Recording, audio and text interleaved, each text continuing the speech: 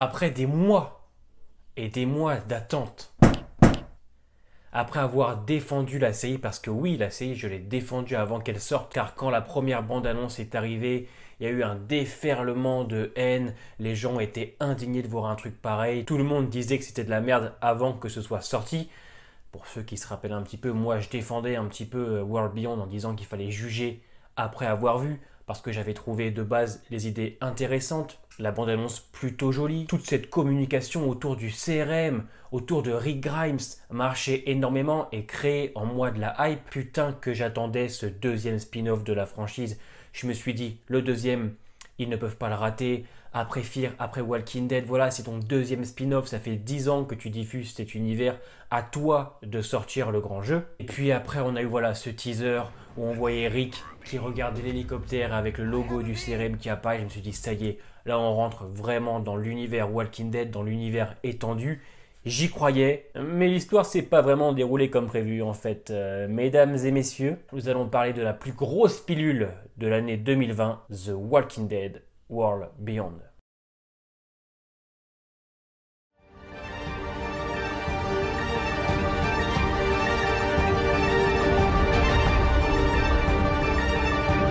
It's called Monument Day because we are all monuments to the past.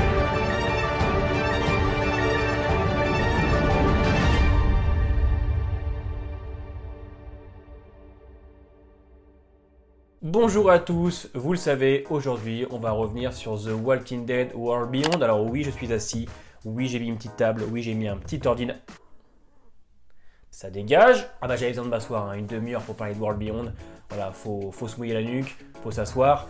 Et donc aujourd'hui on va revenir donc sur ce fameux spin-off, ce deuxième spin-off tant attendu, en quel j'avais placé énormément d'espoir. J'attendais énormément de ce deuxième spin-off, mais c'est entièrement de ma faute, j'y ai trop cru. J'ai trop cru en l'univers en fait alors qu'il est en pente descendante depuis maintenant des années. Donc c'est de ma faute, je pense que j'ai placé trop d'espoir dans ce spin-off, mais bon, je pense que nous, fans de The Walking Dead, sommes légitimes d'attendre quelque chose. Je pense qu'on est en droit. Parce que World Beyond n'a vraiment rien apporté à l'univers The Walking Dead, tant que son histoire n'apporte rien, tant que ses personnages n'apportent rien. C'est terrible parce que le pire dans tout ça, c'est que je ne déteste même pas cette série.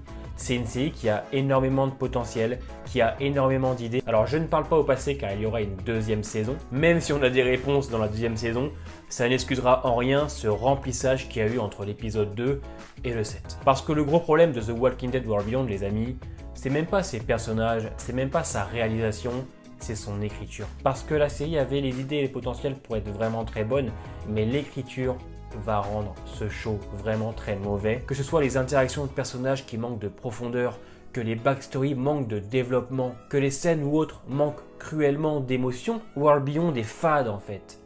C'est même pas détestable parce qu'il y a des choses, mais c'est fade. Cette vidéo sera divisée en 4 parties. En première partie, on va parler du scénario, ensuite des personnages, de la réalisation, et ensuite on fera une petite conclusion. It's called Monument Day because we are all monuments to the past. Le scénario de World Beyond, encore une fois, avait les idées, avait les armes et avait un sacré potentiel pour nous amener vraiment quelque part. Après un épisode 1 qui a eu énormément de bons retours, moi je l'avais trouvé intéressant mais assez ennuyant, mais l'avantage de cet épisode c'est qu'il posait les bases. On y découvrait donc tous les personnages, Iris, Hope, Elton, Silas, Huck et Felix, et même le personnage d'Elizabeth qui va être automatique tout le long de la saison. Mais au moins, on comprenait et l'intrigue était en train de se lancer. Elizabeth a donc donné la carte à Iris et Hope pour qu'elles aillent chercher leur père. Elle quitte donc la colonie en fin d'épisode avec Huck et Felix qui partent à leur recherche. Et à la fin, on a Elizabeth dans une scène, voilà, un petit peu bâclée, où on comprend qu'elle a détruit la colonie du campus. On a 4 soldats, 10 cadavres au sol, de la fumée, on te fait comprendre que la colonie a été rasée. Bon, et quand tu termines cet épisode, tu dis ok, bon, on aura sûrement des réponses à nos questions dans les épisodes qui vont arriver, il va sûrement se passer des choses, et au final, de l'épisode 2 à 7 à peu près, c'est le calme plat, il ne se passe absolument rien. Du moins, il va y avoir un grand dénouement à l'épisode 10, enfin 2 dénouements qui honnêtement ne sont pas intéressants et n'ont rien apporté du tout, même si à la fin on te fait comprendre que tu auras les réponses en saison 2, excusez-moi de dire que ce n'est pas une excuse. Même si on a des réponses en saison 2, on ne pourra pas oublier le remplissage qu'il y a eu pendant au moins 6-7 épisodes. Parce que World Beyond aurait pu être une bonne série si ça avait été raccourci en seulement 6 épisodes. Parce que dans l'épisode 2, on retrouve nos adolescents dans leur petit road trip. Alors le 2, c'est pas le plus nul, on se fait comprendre que les adolescents ont du mal à gérer les rôdeurs. C'est normal, ils ont vécu dans un monde très différent que ceux qu'on connaît comme Judith ou Carl. Eux, ils ont grandi entre des murs, ils n'ont jamais eu affaire à des rôdeurs. Félix leur enseigne donc l'art de battre un rôdeur et ils ont effectivement du mal à mettre en pratique ce qu'ils ont appris. Bon, jusque-là, pour moi, c'est logique, il n'y avait rien de choquant. Alors, on les voit se balancer une boule de bowling. Ok, pendant que Félix et Huck sont à leur recherche, bon, voilà, déjà, on n'avance pas beaucoup. Et à la fin, on a une petite révélation assez sympathique avec Elisabeth qui nous fait comprendre que le CRM, c'est une société de 200 000 personnes. Il y a une monnaie, il y a plein de choses. Voilà, c'est un réel petit pays, limite, hein, qui n'a jamais connu l'apocalypse. Donc là, c'est intéressant, mais c'est surtout les 5 dernières qui vont l'être. Sinon, le reste, ça a été une découverte de nos personnages, notamment la backstory de Félix, qui est pour moi trop vue et revue et qui manque clairement d'écriture et de profondeur. On n'a pas eu autant d'émotions qu'elle aurait pu en dégager. Et c'est un petit peu dommage. On va ensuite arriver à l'épisode 3 qui est pour moi clairement le meilleur, aussi bien dans sa construction que le rythme que tout. L'épisode fait preuve déjà d'une réalisation vraiment très jolie, je le répète, le brasier du gore est sûrement la meilleure scène de The Walking Dead World Beyond. On passe un très bon moment, c'est rythmé, le groupe se retrouve. Et avec cet épisode, j'avais vraiment eu l'impression que ça y est, World Beyond se trouvait et qu'on allait avoir des situations dangereuses en fait à chaque épisode. À chaque épisode, une étape à franchir. Et au final, à la fin de l'épisode 3, va arriver l'épisode 4, va arriver l'épisode 5, va arriver l'épisode 6, où il ne se passe absolument rien. L'épisode 5, ils mettent 45 minutes à construire un radeau, avec un développement d'Elton qui est pour moi beaucoup trop facile. Une scène vraiment limite, avec l'orage qui tombe sur un panneau électrique, qui va ensuite tomber sur la grange et qui va ouvrir la porte pour faire sortir les zombies. Ok, voilà, bon, ok, j'ai un peu de mal avec ça. Finalement, dans cet épisode 5, on n'a toujours pas avancé, ils en sont toujours au même point, même si effectivement j'avais bien apprécié le traitement des personnages au niveau de leurs interactions pour qu'on comprenne un peu plus l'amour qu'ils se portent. C'est un truc que j'avais assez apprécié, surtout entre Hop et Félix. L'épisode 6 que j'ai surnommé Les débiles en road trip est pour moi très affligeant au niveau de l'écriture parce que dans cet épisode, premièrement, on ne va toujours pas avancer, mais nos personnages vont faire preuve de débilité incroyable. Entre Silas qui n'entend pas que Tony se réveille derrière lui, Elton qui part aider Félix sans arme à la main, Hop qui court après un camion et Iris qui chute pendant la poursuite de Percy. Honnêtement, là, je pense qu'on ne pouvait pas faire pire au niveau de la débilité. En plus de ça, l'épisode n'apporte vraiment rien, à part la rencontre de nouveaux personnages, mais en termes d'avancée, on est toujours au même point. L'épisode 7 va s'avérer être plus intéressant et commencer à faire monter l'intensité des épisodes. À l'épisode 7, on a une backstory sur Huck qui est très intéressante et qui marche énormément.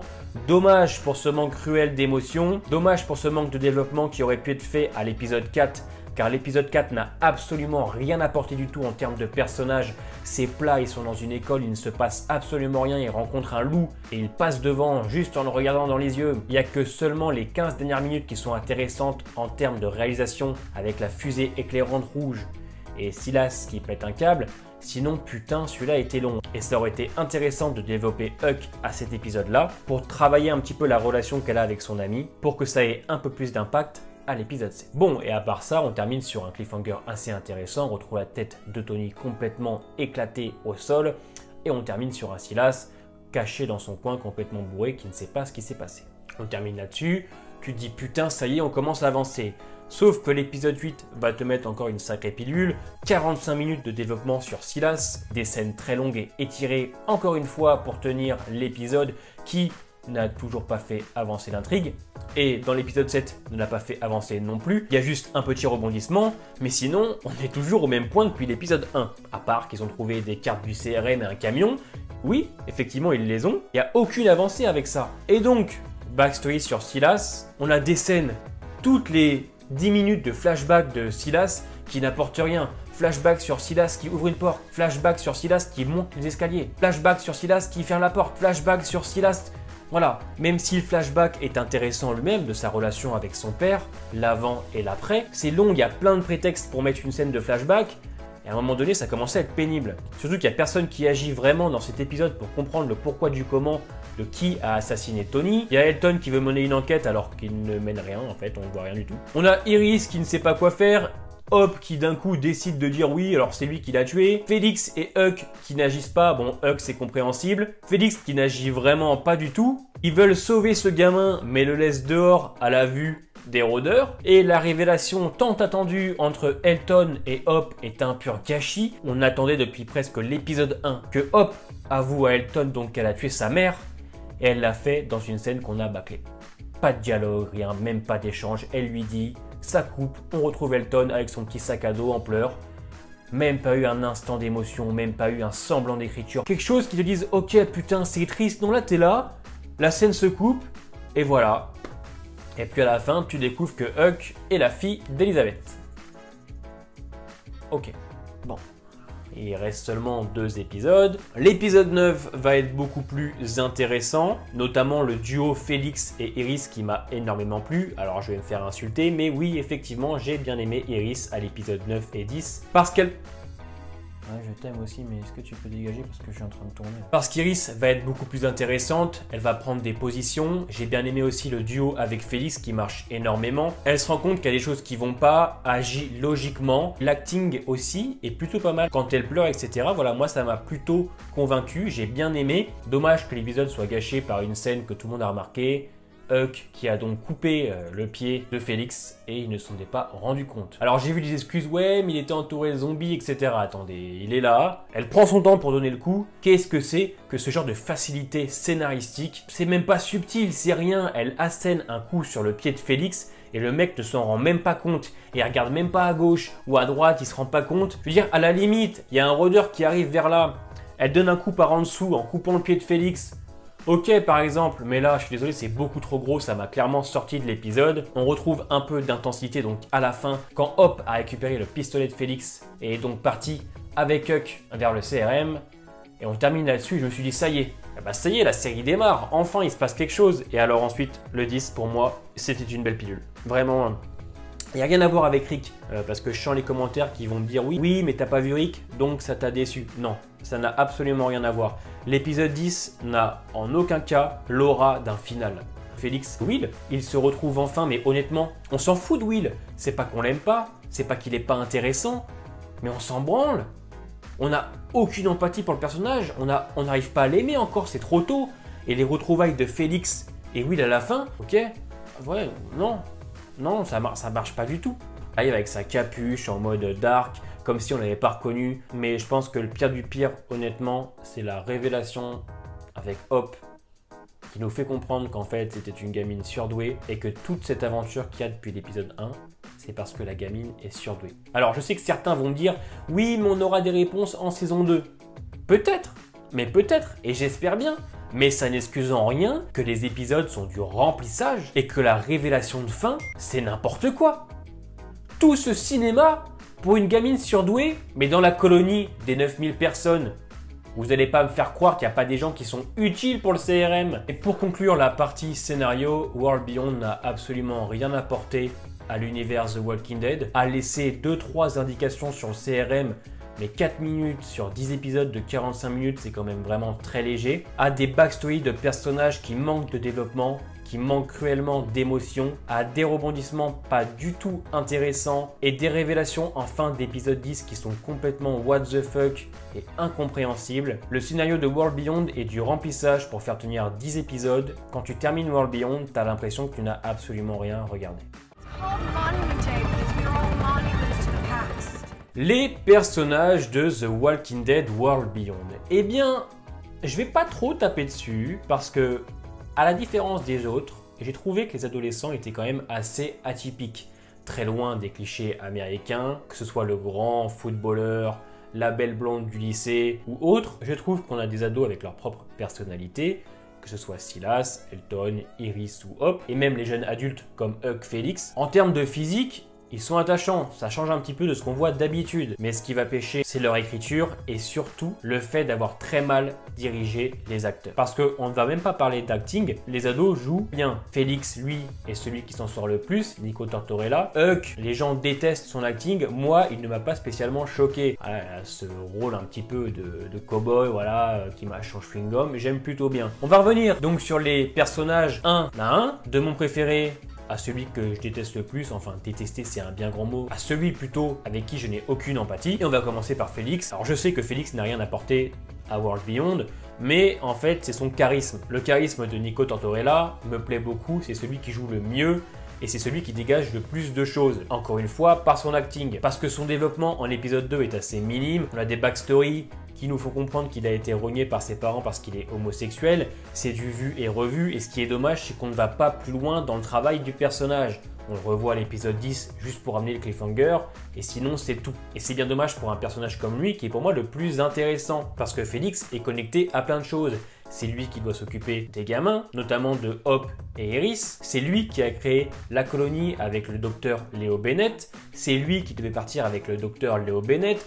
Il y a plein de choses qui se mettent en place autour de lui et on sent même que si on enlevait certains gamins, Félix aurait toujours une place aussi importante. Alors oui, le personnage est assez passif de l'épisode 2 à 5, il n'agit pas, il suit les gamins, il n'a pas trop de caractère, mais il va se révéler un petit peu plus intéressant à l'épisode 9 et 10, notamment avec son duo avec Iris que j'ai beaucoup apprécié, et le final avec ce grand combat avec Huck, quand on le voit qu'il est prêt à mourir pour sauver les adolescents. Donc Félix est un personnage plus appréciable parce que l'acting de Nico est beaucoup plus vrai que les autres. Passons au personnage de Silas. Pareil, acting du gamin que j'ai vraiment apprécié. Il a ce côté vraiment taré, parfois avec un acting intéressant, notamment au niveau de ses mimiques. Surtout quand il pète des câbles, qu'on voit sur son visage la colère et puis qu'il se stoppe avec un petit sourire, notamment à l'épisode 4 où il tue un rôdeur et que d'un coup il s'arrête et qu'il dit désolé. Ou bien l'épisode avec Percy, quand il lui demande de laisser Hop tranquille avant de se reprendre directement, j'aime beaucoup. C'est celui qui a un passé beaucoup plus sombre que les autres, qui ressemble un peu plus à ce qu'on voit dans l'univers The Walking Dead et j'ai vraiment apprécié. Dommage qu'à l'épisode 8 on étire sa backstory, mais on doit admettre quand même que Silas, c'est le gamin qui est le plus intéressant, le plus intriguant, comparé aux autres. Alors, me demandez pas de développer ni rien, il y a tellement un manque d'écriture et de profondeur dans World Beyond que je peux même pas chercher plus loin parce qu'il y a vraiment rien à dire en fait. Troisième personnage que j'ai apprécié, c'est Huck, surtout à l'épisode 7 et l'épisode 9 et 10. On apprend que c'est la fille d'Elizabeth, qu'elle a fait tout ça, donc pour infiltrer la colonie et récupérer Hop. Sa backstory est intéressante, sa backstory est sombre, mais encore une fois, ça manque de profondeur, ça manque d'écriture. On verra bien ce qu'elle donne en saison 2, mais la relation avec sa mère pourrait être très intéressante, surtout quand elle va apprendre que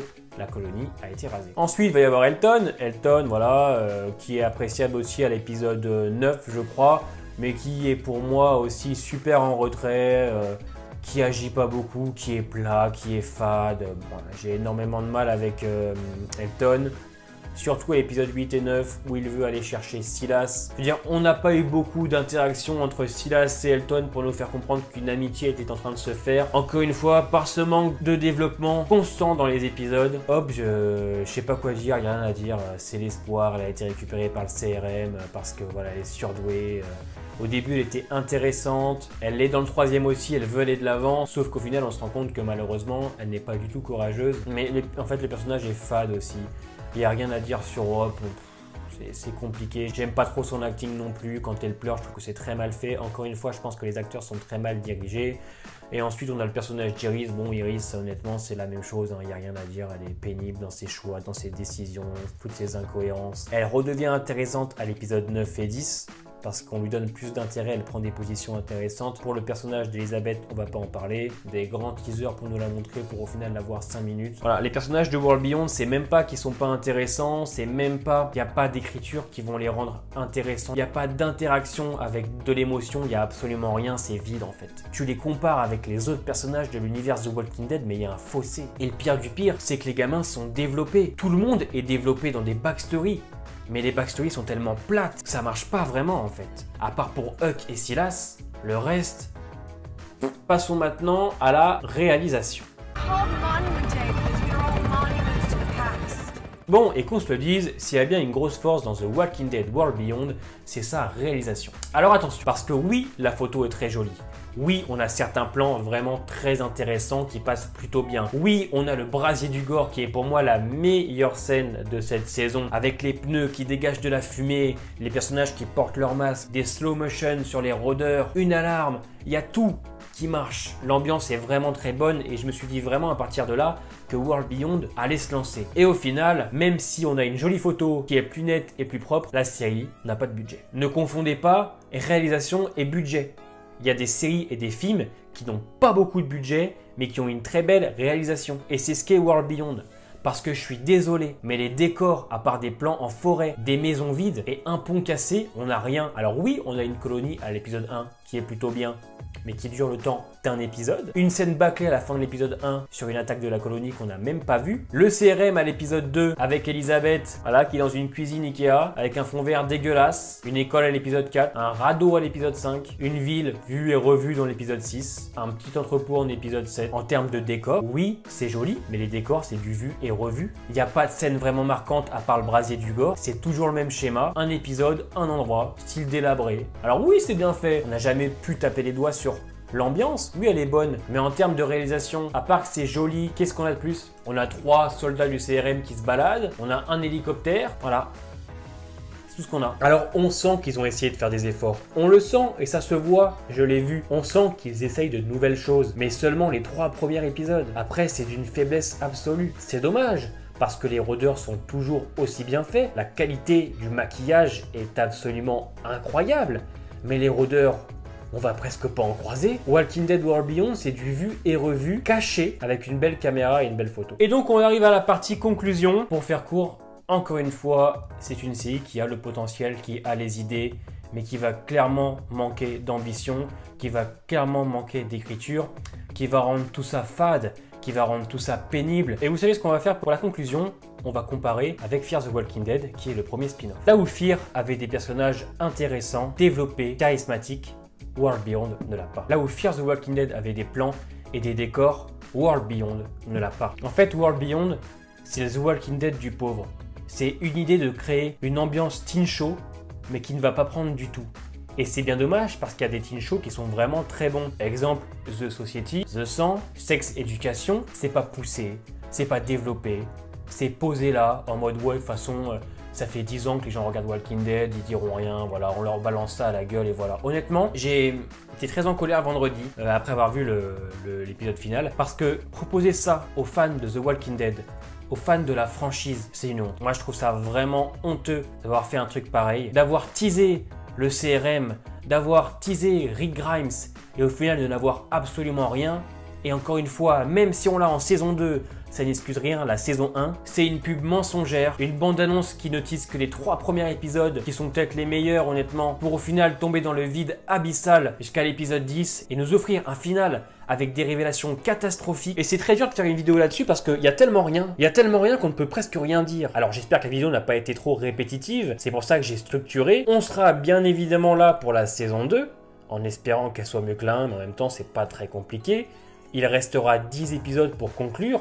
Pour moi, c'est obligatoire qu'il se passe des choses. Pour moi, c'est obligatoire qu'on ait du CRM. Tout ça pour dire que World Beyond, c'est une grosse déception. Si la vidéo t'a plu, n'hésite pas à t'abonner, à laisser ton petit pouce bleu, c'est très important pour la chaîne. Nous, on se revoit mercredi donc pour la critique de la première partie de Fear the Walking Dead.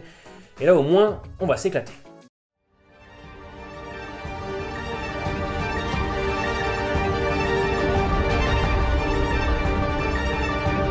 It's called Monument Day because we are all monuments to the past.